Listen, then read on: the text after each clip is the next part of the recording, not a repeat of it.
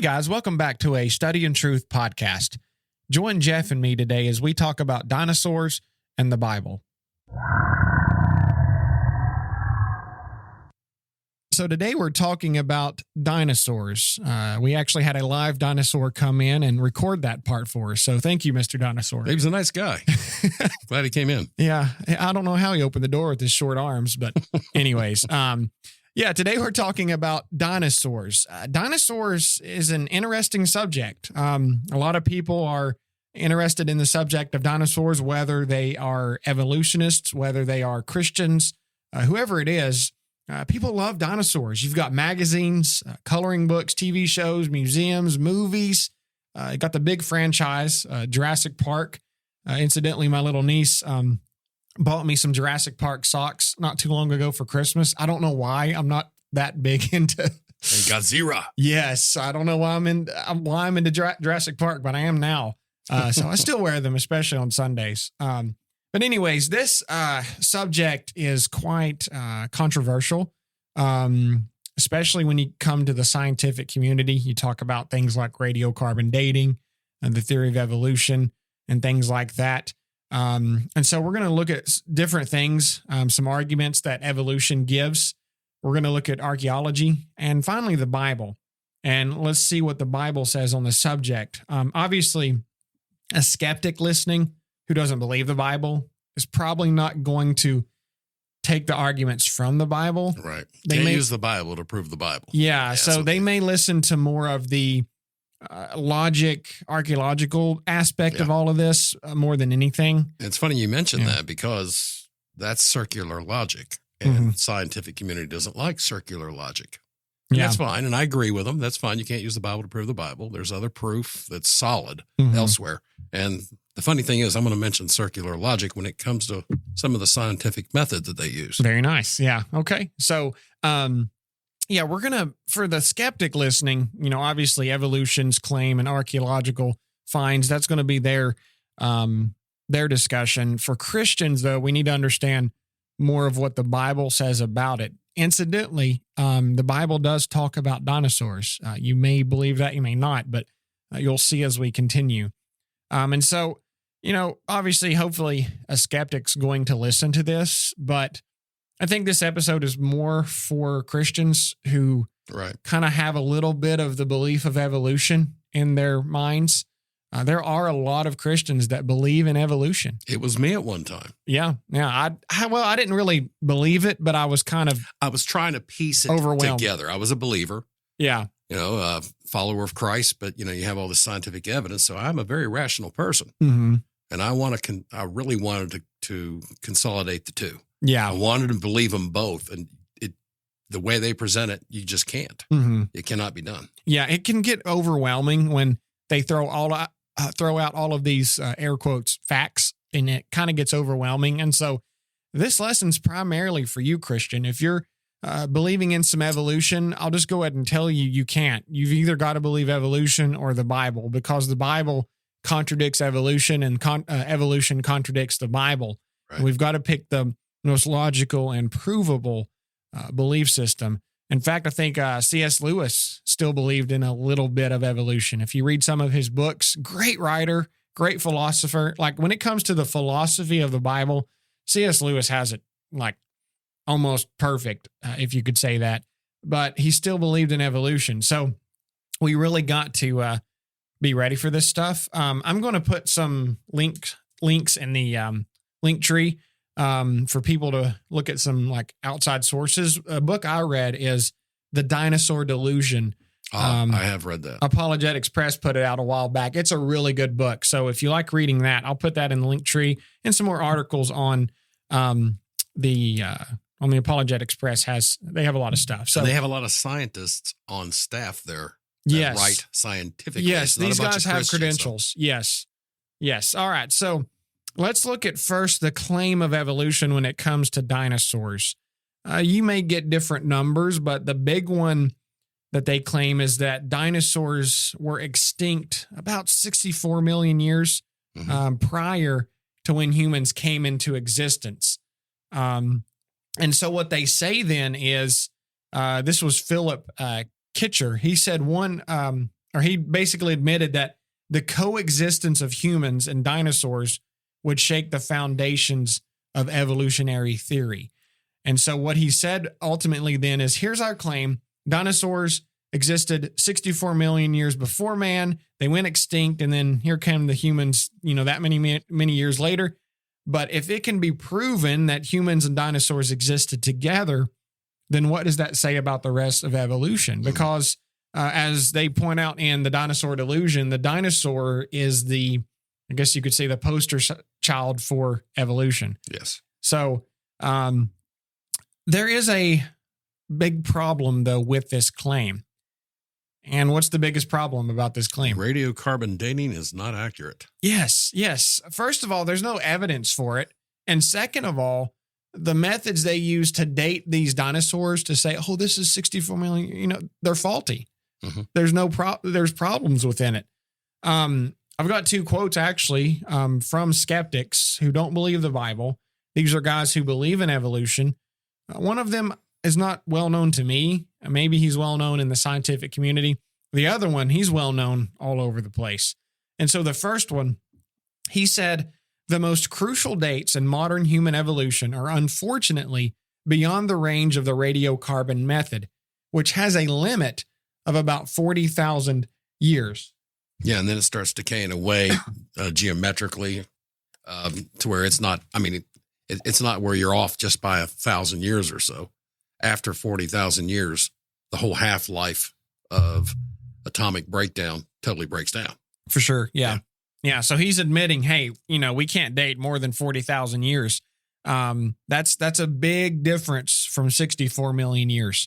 And Richard Dawkins on this subject said, that is radiocarbon dating, is useful for dating organic material on the archaeological/historical timescale, where we are dealing in 100 or a few thousands of years. But get this, it is no good for the evolutionary timescale where we are dealing in millions of years. Yeah. So, that shakes the foundations of evolutionary theory in itself. And he's an atheist. Yes. I actually had one guy respond to this quote once on Instagram, and was like, well, that's, that was like a long time ago, and like we're more updated now. And then I asked him, well, where's the he didn't offer any data. Yeah, he didn't offer any data. Richard Dawkins is a well-known authority on the subject of evolution. And he's a fairly rational human being. Yeah, he is fairly rational, and he's honest. And here's the thing, a lot of these skeptics, like I mentioned this in one episode I did with Zach Collins on Bart Ehrman, like these guys know these things. Like they know deep down the arguments they're making are bad. Like I mentioned the quote unquote errors of the Bible. They know they're not that big of a deal. So they say, well, we have these methods, and then they'll turn right around and say, oh, these methods don't work. It's like, okay. So you need to know this not only as a Christian who believes in evolution, but as a naturalist. They admit these methods are not good. And so to say these are 64 million years old, and yet we can't prove that, you need to be suspicious. Absolutely. Very I'll suspicious. tell you what, I was going to bring up circular logic. And with the 64 million year premise, you have to have radiocarbon dating to prove that. Mm-hmm. Radiocarbon dating only works to prove the 64. It doesn't prove it. But what they do is it's just like us trying to use the Bible to prove the Bible. They're trying to use evolution to prove evolution. Yeah. And it's not provable. There's no data. There's no fact. There's nothing. For sure. Absolutely nothing. Yeah. As Christians, so they use circular logic, and then they accuse us of using circular logic. Yeah. As Christians, we need to be better than that. Yeah. Like, when we say, well, the Bible's true. Well, why do you believe it? Well, because the Bible says so. That's bad reasoning. You got to do better than that. And I'll just go off topic for 1 second. Sure. Because using that same circular logic, it permeates the entire scientific community. Mm-hmm. So, Einstein had a little thing called general relativity. Yeah. Right. And, Hawkins tried to, or Stephen Hawking tried to improve upon that and did that, and it failed. Yeah. And everything right now in quantum mechanics is failing because they have this assumption about the age of the earth. Mm-hmm. And it doesn't fit the math. Yeah. and they won't bring themselves to even consider that it's not 64 million years old. I mean, that's like I said, it would unprove and shake their foundation. So they're not even going to consider it scientifically. For sure. Yeah. So that's all of this in a nutshell, basically, is this, that evolution's claim has no proof. And that is very, very powerful for the argument of creation and for the argument of dinosaurs existing with man, because although we've seen, now we're going to see some proof in just a minute, but just to see on the other side of all of this, there is no proof for their claim. Right. So we actually have two proofs in this episode that we're going to talk about when it comes to the fact that dinosaurs existed with people. First of all, archaeological finds. That's very important, because if you can find something in the ground or wherever it may be that proves these theories to be true, then they're no longer theories, they're facts. You've got different finds. I mean, obviously I don't have every one of them listed here in my notes, but these are just a few of them. One of them is soft tissue. There was soft tissue found in a dinosaur. I think it was a T-Rex. And what was in this soft tissue was proteins that had hemoglobin and cell-like structures resembling blood and bone cells. Now, everyone knows this in the scientific community, obviously, because I've read articles on this, and they were just shocked when they found this, that soft tissue cannot last millions of years. They were like, what do we do with this? How do we, the whole this doesn't evolution fit our model. What do we do? Yeah. The whole skeptical community went nuts. And so what they did, at least one of them did, was like, well, I'll test this. I'll see, how long, soft tissue can survive.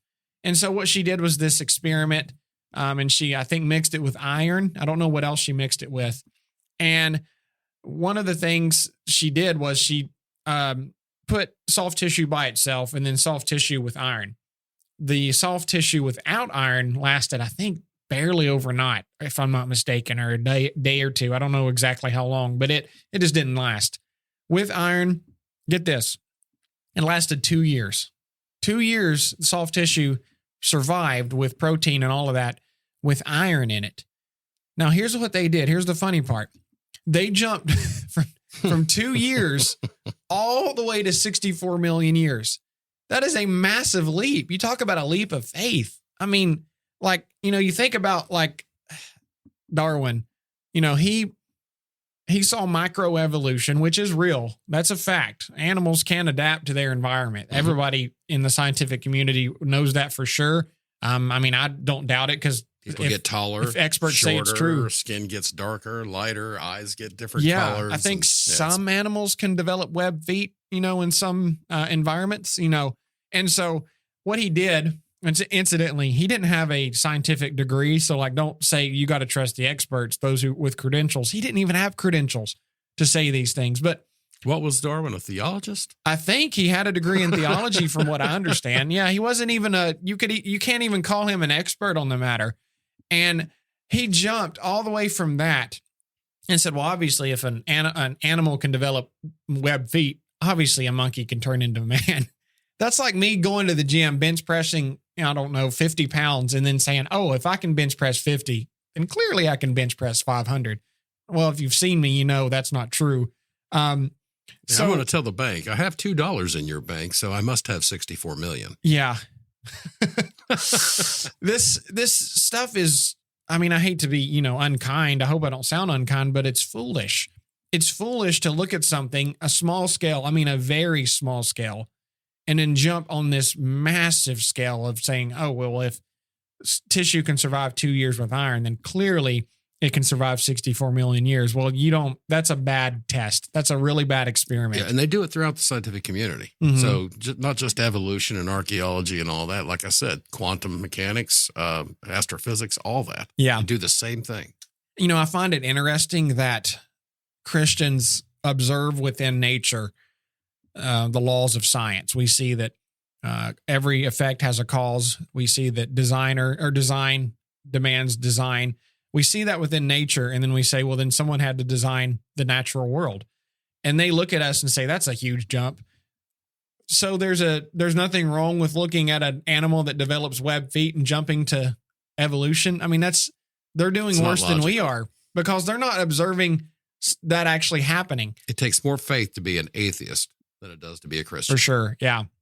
Romans 1:22 says it really well. Professing to be wise, they became fools. They say they know all of these things, and you can read their experiments. You can read these things for yourself. As a Christian, you can go on, and I'll include this article that I just read to you or referenced about this experiment. You can go on here and read these people, and you just got to pay attention. You got to look at it. It's not that overwhelming. If you look at these things, those tests really aren't valid at all. So, but soft tissue cannot last 64 million years. That's the point I'm trying to make. It cannot last that long. They found this, and hey, you know what? What the skeptical community should have done was what the Jews did with the empty tomb and said, well, let's make up this story that they should have just tried to hide the soft tissue and not try to do something as crazy as this. So this really put a staple in the whole idea that dinosaurs and mankind couldn't exist together. You've also got some ancient drawings. There was one of a Stegosaurus. I don't have the link to these, but they are found in that book that I referenced earlier. So you can go and read that book. It's free, by the way, on Apologetics Press. They have PDF versions of these. There was a picture of a Stegosaurus, very ancient drawing. Way older than both me and you combined. I don't even know what it dated back to, but it's really old. That's the point. It's older than me? Yeah, I know. That goes way back. Yeah. Were you on the ark? And I'm just kidding. No. There was also a human and a Brachiosaurus drawn together, which is kind of interesting. Like how did they get the idea of a Stegosaurus or a Brachiosaurus? Right. Where did they get that from? Now, well, you can also take it another step. Because in just about every part of the world, you have depictions of dragons, and they fly. Mm-hmm. Most people seem to think that those are pterodactyls. Yeah, and it's based in legend and this, that, and the other. If you see these things and they're passed down to generation, it's going to become legend. Mm-hmm. Okay, but they're in every culture. Yes. And actually, I was going to mention that at the end, but that's a very good point about legends of dinosaurs and dragons and things like that. Big legends don't come from myths a lot of times. Yeah. They come from a smidgen of truth, at least it's built up into a big legend. For sure. Now, there is an objection that may come up when it comes to these drawings.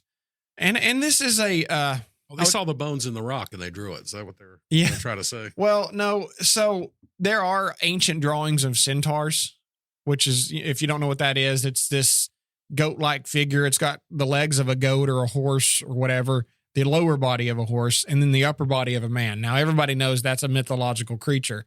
And so their argument is, these cave drawings were also found along with drawings of centaurs. And so, those don't exist. So how do you say that dinosaurs must have existed based on those drawings? Well, here's the thing. Number one, we don't have any fossil records of centaurs. Okay, so we know that's a mythological creature. We know that they drew those things and made them up, but there's no proof of those things ever existing. Centaurs are a mythological creature. Dinosaurs aren't.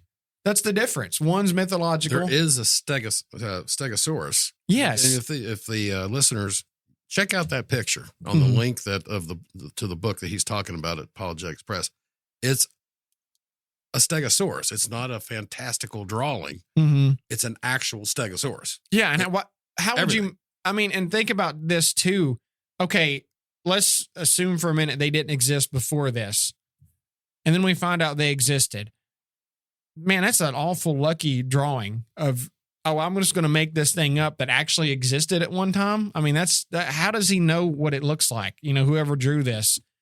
So the dinosaurs, even if, let's say for a minute that they didn't actually see a dinosaur when they drew this on the cave, they could have done it from fossils. That would be a little harder to do because they didn't have all the technology and all that we have today for fossils. Yeah, exactly. Because, they don't find a dinosaur in rock in one piece. Mm-hmm. You have to piece it together and try to do whatever you can scientifically to put it back together. There's no way in the world they would have been able to draw that in the Stone Age. Yeah, that's good. There's no way. Yeah, so obviously they had to draw what they saw. So that takes care of that objection about centaurs. So, these are just a couple of things. Again, just go to apologeticexpress.com, look up articles about dinosaurs, read their books. These guys do their homework. They do their research. They know what they're talking about. So if you're like, oh, Luke doesn't have a science degree, he doesn't know what he's talking about. Well, go read guys who do, and that's where I'm getting my stuff from. I got to go on a rant here for a minute. Skeptics look at us who are creationists, who don't have credentials. I don't have any science degree. They're like, you can't make arguments because you don't have credentials. And then here are these guys making arguments that don't have credentials. And so they're judging us. And I'm like, but you don't have credentials either. So what do you? Well, the whole standard of credentials is kind of subjective. Yeah, it kind of is. Credentials in what? Yeah. And okay, let's say I don't have credentials. Yeah, but the things I'm saying are from people who do. So, take it up with them. Don't take it up with me. 99% of the people on this planet don't have credentials, but most of them can read. Yes. Yeah. I think that's just really you call that ad hominem. You're attacking the person instead of the doctrine. You're gaslighting people and say, you don't have a degree. Just sit down and shut up. Yeah. So anyways, off the rant now. Let's talk about the Bible now, because the Bible, believe it or not, actually talks about dinosaurs. This is really cool, actually. A lot of people, I heard Kyle Butt do a lesson about this once, and he says that they get questions all the time. And a lot of people will say, hey, I'm having trouble believing the Bible because it doesn't mention dinosaurs. If dinosaurs existed, then why doesn't it mention it? Well, first of all, the word dinosaur is not found in the Bible because it didn't exist back then. That word itself, it wasn't. There's no Hebrew word for dinosaur? I know. It's like, who knew? Yeah. There is a word for them. We'll see it in just a moment, but not like we think. So like the word dinosaur wasn't invented until 1842. And I think the King James Version was 1611. I think so. Am I getting that wrong? That's very close. Yeah. Now you're a preacher, you should know that. Well, get over it. No. The word dinosaur, that's why you don't find that word, because that word did not exist until 1842. So the Bible was written way long before that.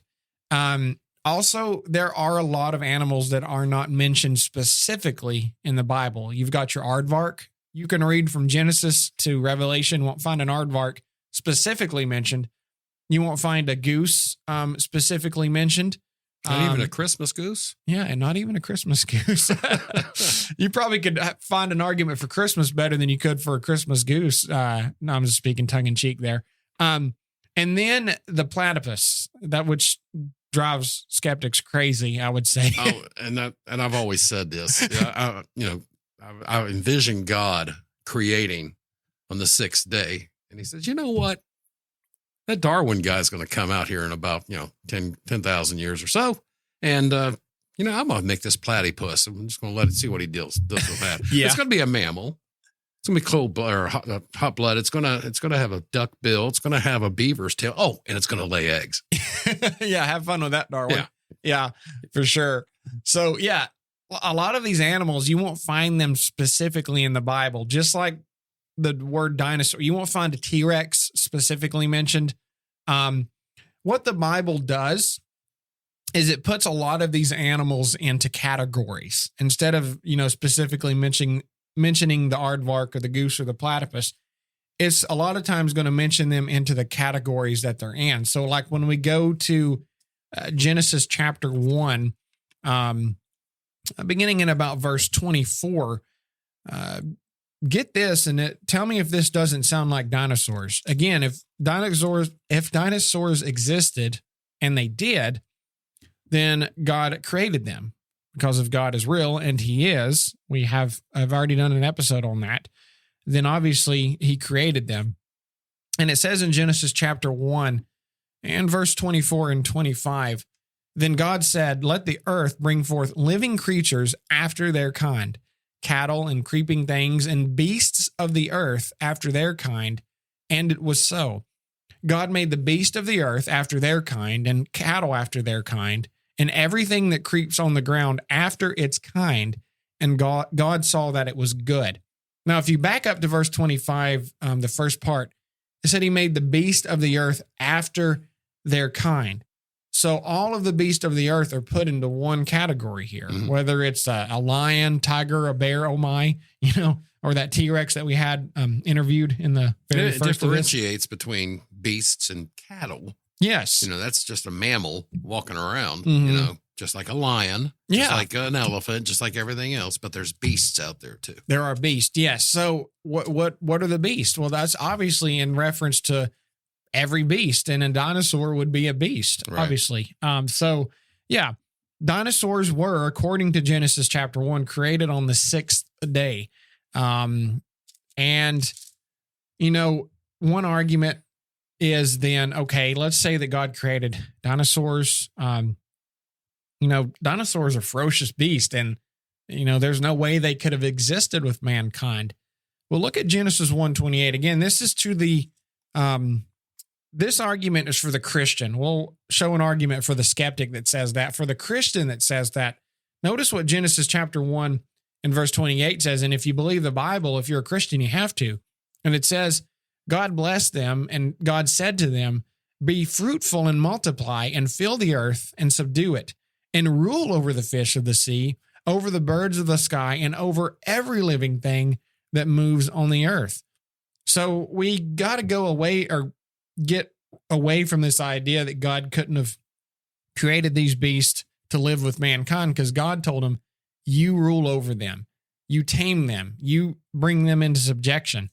And that's actually, if you want to read one passage for us, the exact point that James 3 says, James 3 and verse 7. All right. For every kind of beast and bird, of reptile and creature of the sea is tamed and has been tamed by mankind. Okay. So how many animals does that include? All of them. Yeah. Very good. Yeah. So again, skeptic, if you're listening, you don't believe that because you don't trust the Bible. I hope you do. And we did an episode about that.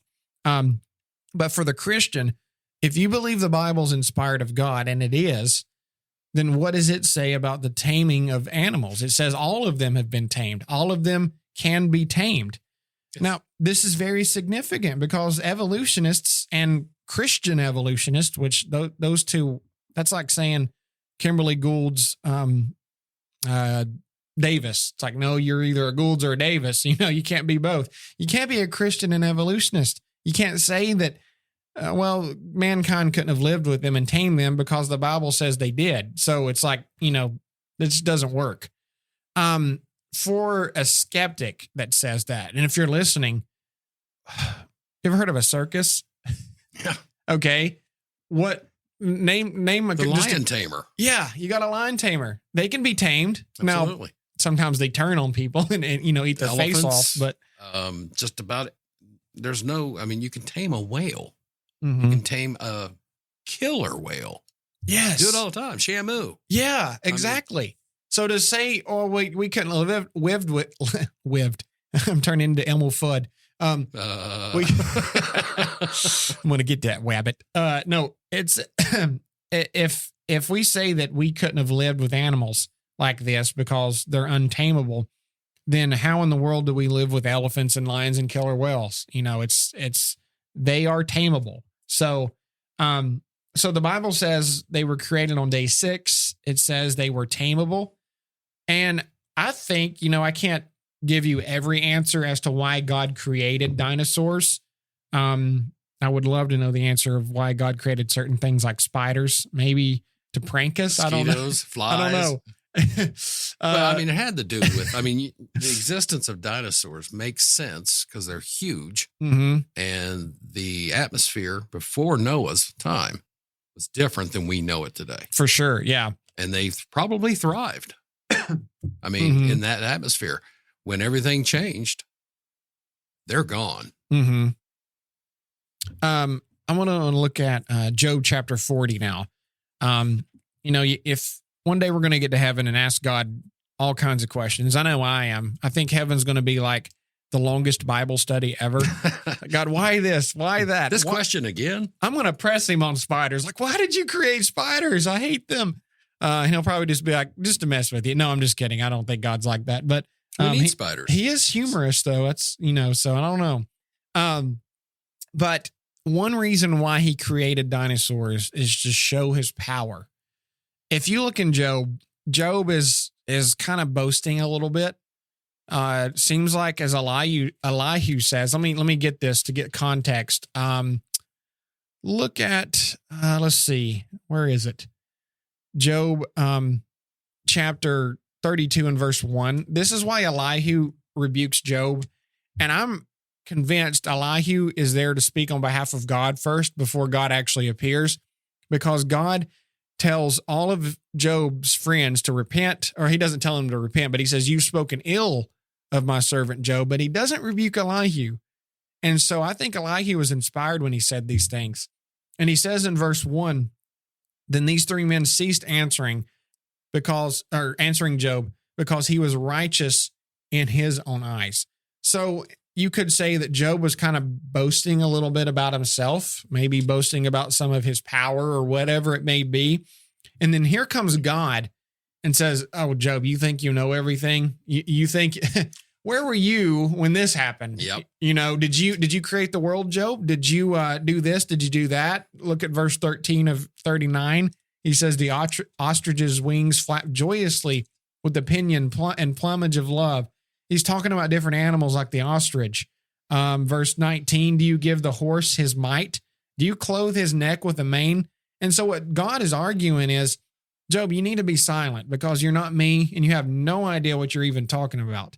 And in Job chapter 40, he brings up these two creatures known as the behemoth and the leviathan. Yep. Now, I'm going to submit to you that these were dinosaurs. I agree. In verse 15 of chapter 40. You want me to read it? Yeah, just read. Get this too. Yeah. Verse 15. Notice that last phrase. All right. Look now at the behemoth, which I made along with you. With you. Notice that, Christian. The scientific community is telling you God did not make animals along with humans. Well, they're not going to believe God exists, but notice he made this thing with him. And well, no, they say that's a hippopotamus. Oh yeah, obviously. Yeah. Until you reach verse 17. So let me continue real quick. Mm-hmm. See now, his strength is in his hips and his power is in his stomach muscles. He moves his tail like a cedar. The sinews of his thighs are tightly knit. His bones are like beams of bronze. His ribs are like bars of iron. Okay, so first of all, and then this is the skeptic would say, oh, that's a hippopotamus. I've heard that. Yeah. It's a hippopotamus. Have you seen a hippopotamus's tail? Yeah, it's kind of wimpy. It's a little itty bitty thing, right? This thing's a beam of cedar. Yes. It's like a cedar, which is a tree. Mm-hmm. And only one thing answers that description. It sounds like a bronchiosaurus. It really does. Yeah. When you look at this and all of look at like verse 19. He is the first of the ways of God. Let his maker bring near his sword. Surely the mountains bring him food, and all the beasts of the field play there. This does not sound like a hippopotamus. If God's trying to insert his power by describing a hippopotamus, I would ask God, surely you could do better than a hippopotamus to argue for your power. And that's very unique there, because he says that he is the first of the ways of God. Yes. Well, that kind of hints at it that, well, it may not be there anymore. Mm-hmm. Yeah, very good. Yeah. So God is telling Job, and obviously if Job didn't know this thing existed, he wouldn't have said, behold, I made this thing as well as you or with you. You know this animal. You've seen it at some point, Job. Can you do the things with it that I do with it? That's what he's arguing.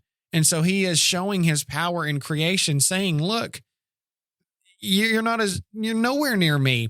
I made this thing. If that thing is very powerful, God says, how much more powerful am I? Obviously not talking about a crocodile or hippopotamus. It's not a hippopotamus. I was jumping into 41 because 41, this part's really cool.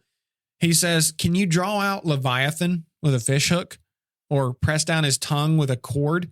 There was the verse I wanted to look at, and I meant to underline it in this new Bible of mine. Let's see, where is it? Verse 18. Talking about the Leviathan, his sneezes flash forth light, and his eyes are like the eyelids of the morning. Out of his mouth go burning torches, and sparks of fire leap forth. Verse 20, out of his nostrils smoke goes forth as from a boiling pot and burning rushes. His breath kindles coals, and a flame goes forth from his mouth. Sounds like a dragon. Sound like? Yeah, sounds exactly like a dragon. And it says his rows of scales are his pride. Yes. So, someone who says, well, this is obviously talking about a crocodile. Well, have you ever seen a crocodile blow smoke out of its mouth? No, it's clearly not a crocodile. This is a dragon. Again, God would not be making this argument to Job if Job had never seen anything like this. Now, you see all of the animals that are mentioned prior to this. He mentions a donkey. He mentions a wild ox. He mentions an ostrich. He mentions a horse. He mentions all kinds of things. And a lot of people argue that the behemoth and Leviathan here are just mythological creatures.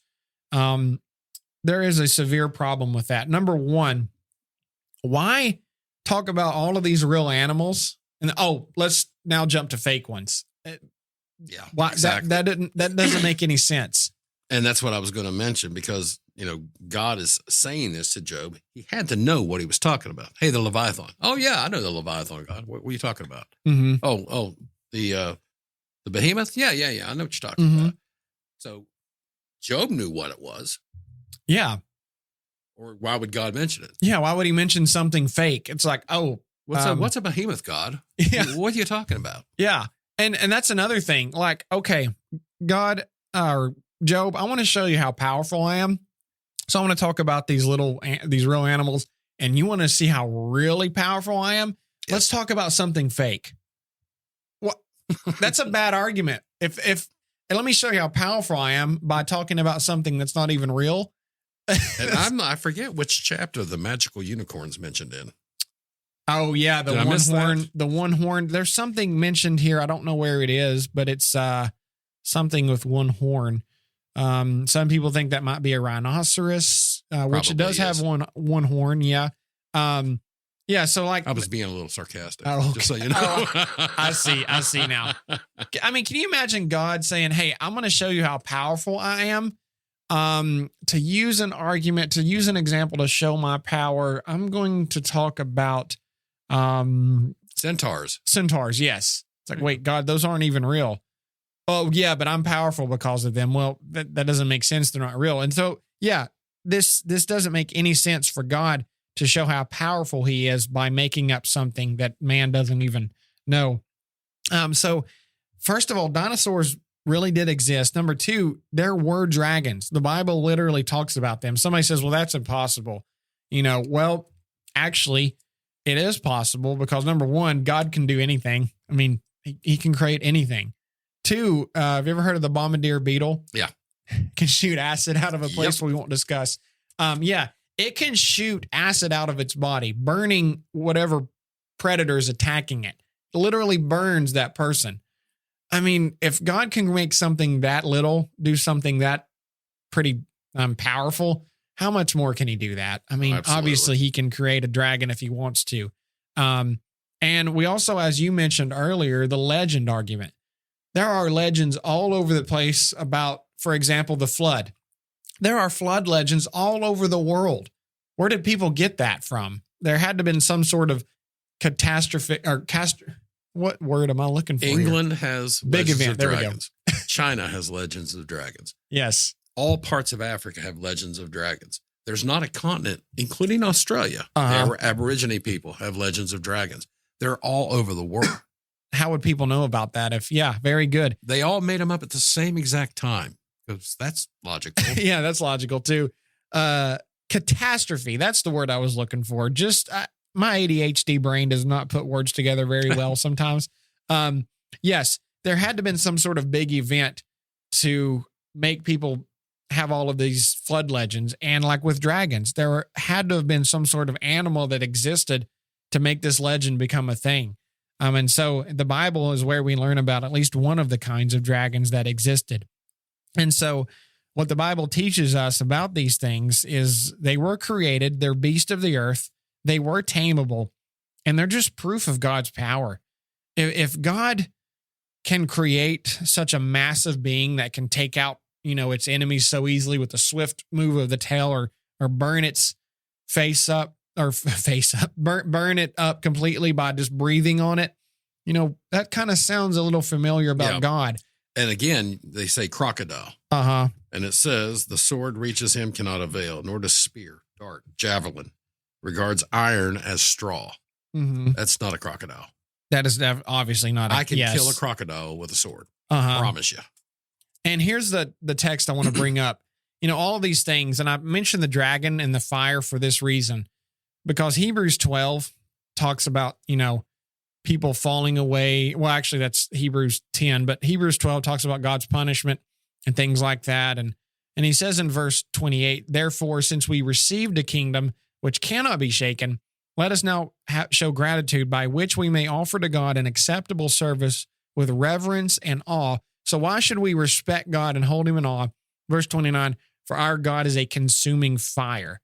If a dragon can do what it does, and yet God controls that dragon, God can snap away that dragon in a minute with his just thoughts. I mean, how much more powerful is he? Next you're going to say he raises people from the dead. Oh, wait. Yeah, I think he did. Yeah. Oh, wait. Was his name Jesus, I think? I believe so. Yeah. So what these things do is teach us just how powerful God is. You don't mess with the Leviathan. You don't mess with any of these kinds of creatures. You definitely don't mess with God. Yeah.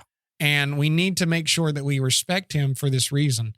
And so dinosaurs, I think, are just a really cool subject. I used to be a little overwhelmed at the arguments that the skeptics give, but when you look at all of it and the Bible combined, it really starts making sense that they really did exist with people. So I think that's all I have. Do you have anything else? My grandson I would be remiss if I didn't go, rawr. There we go. If he's listening, yes. Absolutely. That's the cutest thing he does. Oh my. So, all right. Well, that's all we have time for in this episode. We really appreciate you listening, and Lord willing, we'll see you next time.